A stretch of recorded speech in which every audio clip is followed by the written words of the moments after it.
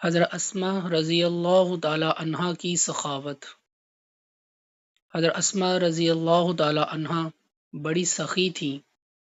اول جو کچھ خرچ کرتی تھی اندازہ سے ناپ تول کر خرچ کرتی تھی، مگر جب حضور اقدس صلی اللہ علیہ وسلم نے ارشاد فرمایا کہ باندھ باندھ کر نہ رکھا کر اور حساب نہ لگایا کر، جتنا بھی قدرت میں ہو خرچ کر لیا کر، تو پھر خوب خرچ کرنے لگیں۔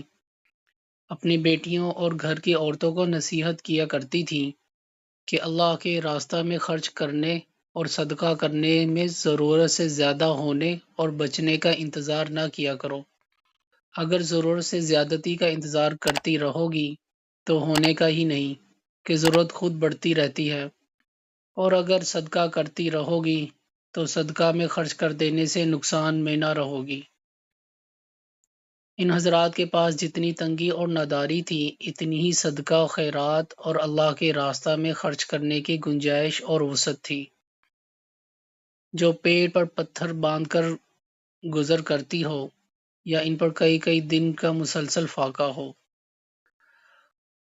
اللہ پاک ہمیں حضرات صحابہ رضی اللہ تعالی عنہم اجمعین کے نقش قدم پر چلنے کی توفیق عطا فرمائے اور ان جیسی سخاوت کرنے کی توفیق عطا فرمائے۔